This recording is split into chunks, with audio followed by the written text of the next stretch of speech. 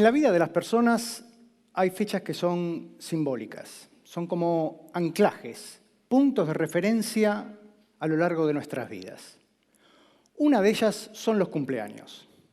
Solemos recordar los cumpleaños recientes y también solemos recordar los cumpleaños pasados, por ejemplo, los de la escuela primaria. Eran toda una negociación que arrancaba al comienzo del año escolar. Negociación con nuestros compañeros, si no me cambias esta figurita, no te invito. Negociación con nuestros padres. Yo quiero hacerlo en casa. No, nene, está el pelotero, está la plaza. ¿Por qué la casa, que la destruyen toda? Negociaciones con nosotros mismos. Chocotorta o bizcochuelo de dulce de leche. Bueno, esto no es para todos. Yo soy del 4 de enero, así que los que saben que son de enero, nunca una fiestita con amigos. Todo el mundo de vacaciones. Encima, hermano mayor de 4, un cumpleaños para Navidad, cumpleaños Reyes y a otra cosa mariposa. La cuestión es que por añoranza, por deseo, recordamos esos cumpleaños pasados, pero pocas veces pensamos en el cumpleaños del futuro. ¿Acaso ustedes pensaron cómo celebrar su cumpleaños número 45? Suena lejos, ¿verdad? Miren, en un ecosistema como el nuestro, donde hay ciertas cuestiones de saneamiento, de seguridad, de acceso a la salud, de cada 4 personas que llegan a 80 años, 3 van a llegar a 85, 2 van a llegar a los 90 y una de ellas va a celebrar su cumpleaños número 95. Una persona que hoy cumple 70 años apenas tiene entre el 2 y el 4% de chances de morir ese mismo año, cuando hace 50 años atrás era por arriba del 40%. ¿Qué nos pasa a los que venimos un poquito más por detrás? Los que estamos alrededor de los 50 años tenemos el 50% de chances de celebrar ese cumpleaños número 95.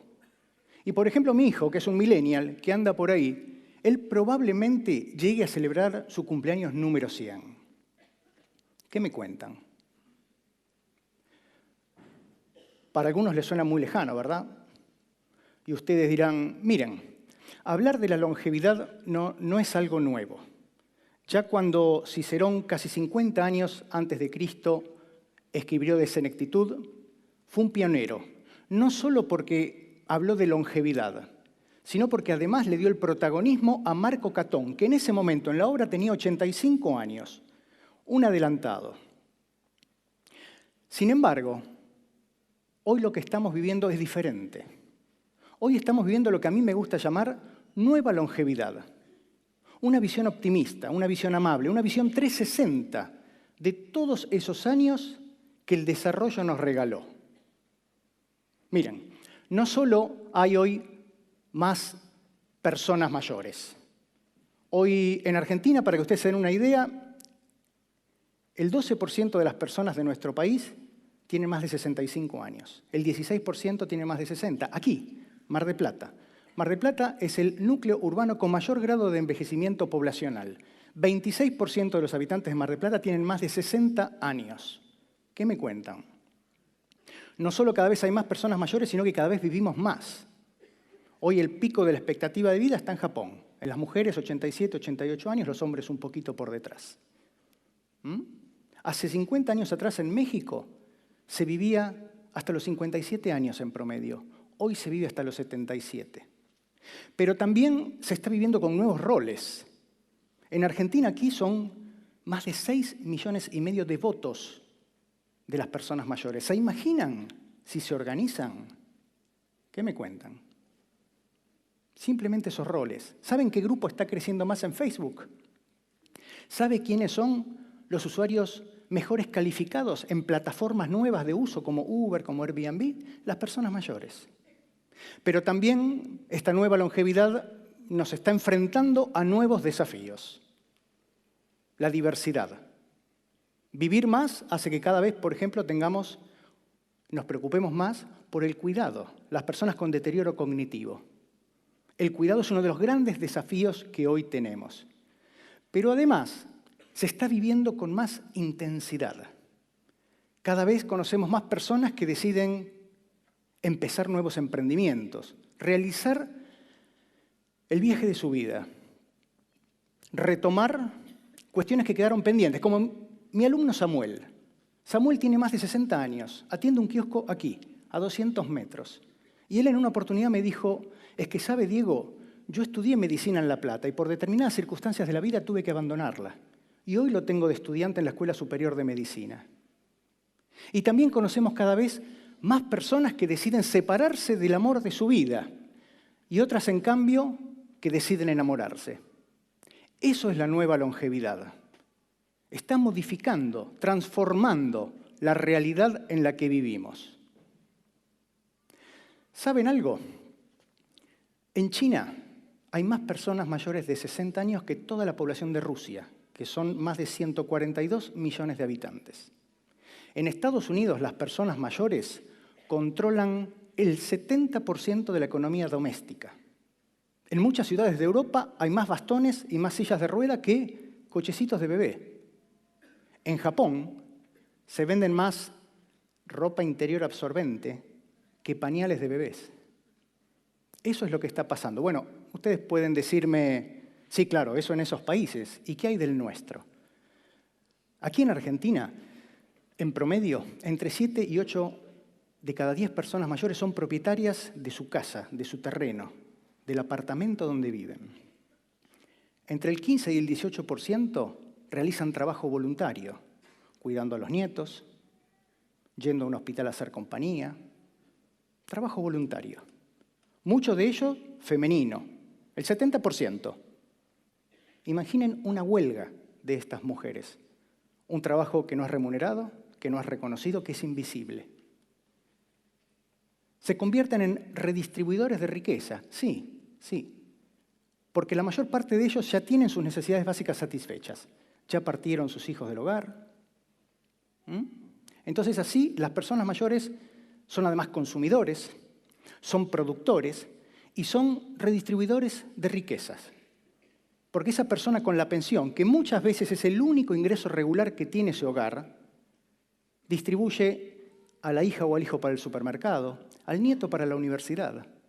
Y de esa manera da una cierta tranquilidad a esa familia. Como les dije, están cambiando las reglas de juego. ¿Pensaron cuántos cumpleaños de 95 hay en todas esas cifras que le di? Hablar de la nueva longevidad no es simple, al contrario, es complejo.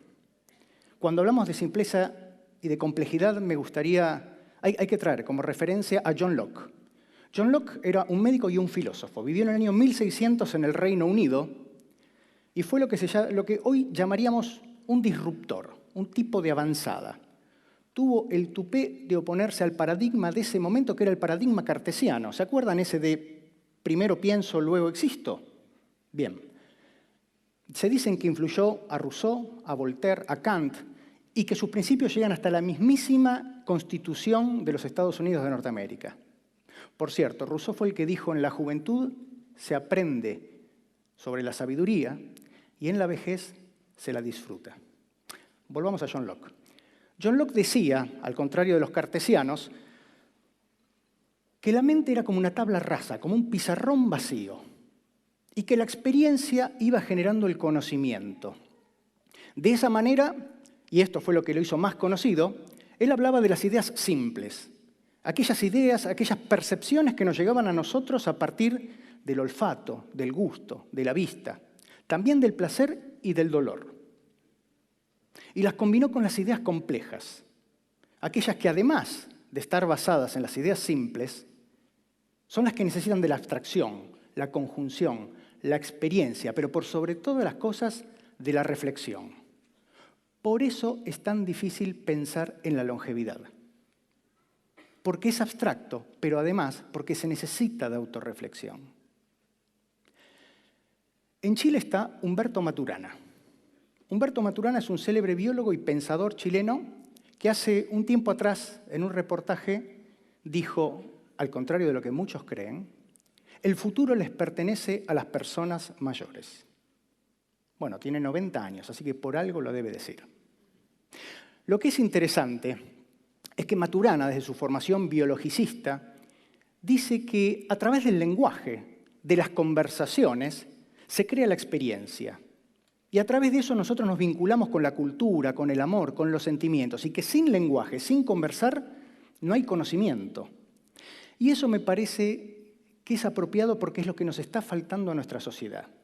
Conversar, darle visibilidad a las personas mayores, a los viejos y a las viejas. Eso es lo que hoy nos está faltando. Aunque seguramente muchos de ustedes se piensen inmortales.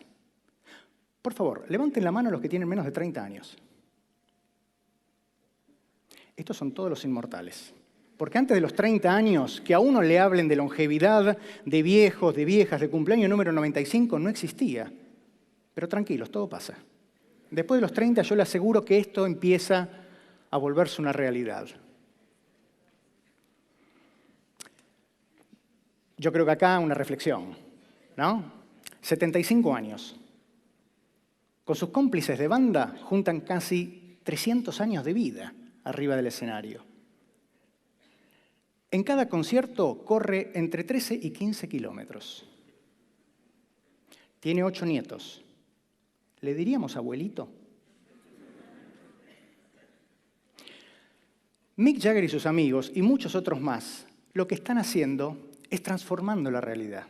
Están redefiniendo el concepto de vejez. Y para esto no hace falta ser un Rolling Stones. Ephraim Watch. A Ephraim lo conocí hace unos años, cuando le propuse conversar para lo que fue mi primer libro. En ese momento tenía 95 años y me dijo, ¿sabe qué, doctor? Venga después de las 3 de la tarde. Digo, ¿por qué? Hasta esa hora trabajo, me dice. Ephraim en ese momento había competido en 4 campeonatos mundiales de atletismo. Como ven, ganó unas cuantas medallas. Lo interesante de Ephraim es que empezó a correr después de los 80 años. Harriet Thompson, norteamericana, en su juventud una concertista de piano clásico. Harriet fue la primera mujer en completar la maratón de 42 kilómetros a los 91 años, después de los 90. Harriet Thompson también comenzó a correr después de los 80. Esto es muy interesante porque uno se pregunta, ¿qué hace que estas personas sigan adelante? ¿Qué es lo que hace que pudiendo estar sentado como Mick Jagger en la playa de su isla propia, convengámoslo, está todavía dando conciertos? ¿Qué hace Ephraim? ¿Por qué Harriet Thompson empezó a correr, pudiendo correr 5, 10K, ¿no? Se fue a los 42. ¿Qué hace que Samuel, pudiendo estar disfrutando de sus nietos, está trabajando y está estudiando medicina? Eso es la pasión que se siente por la vida. Y la pasión tiene un motor, que es la curiosidad, es el descubrimiento, como cuando de chicos queríamos saber qué regalos había ahí adentro de ese moño, de ese papel que venía. O cuando queríamos saber si finalmente nuestro amiguito, que invitamos por nuestros padres y que no queríamos que viniera, iba a aparecer o no. Entonces, esa curiosidad es lo interesante. Aprender, descubrir, curiosear, hace al proyecto de vida, hace a llenar de vitalidad todos esos años que el desarrollo nos regaló. Y acá es muy fácil. Algunos decidirán emprender ese viaje, algunos decidirán enamorarse, algunos decidirán contemplar la vida en algún lugar, otros decidirán irse de vacaciones con sus amigos. ¿Y por qué no? ¿Por qué no? Lo que es interesante de todo esto es que tenemos que darle lugar a las personas mayores, porque van a cambiar las reglas del juego. Cuando a mí muchas veces me preguntan, yo suelo decir, miren, el caso de las personas mayores es el caso donde uno dice, el futuro llegó, ya están aquí, ya son mayoría, y van a seguir modificando las reglas de nuestra sociedad, de nuestra comunidad, por los próximos 30 años. ¿Se dieron cuenta de algo? Porque acá hay un problema. Los viejos y las viejas son los otros. ¿Por qué tercerizamos? ¿Por qué ponemos la vejez fuera? Si después de todo, cuando nosotros nos vayamos de acá, todos vamos a ser 5 horas más viejos y viejas que cuando entramos. ¿Pensaron eso? Y cuando nos despertemos mañana a la mañana, vamos a tener un día más vivido, vamos a ser más mayores. Por eso quizás yo los invito a que quizás a la noche cuando se estén acostando, o mañana cuando se estén despertando, quizás este sea un buen momento para imaginar, para pensar cómo les gustaría a ustedes celebrar su cumpleaños número 95. Bienvenidos a la nueva longevidad. Gracias.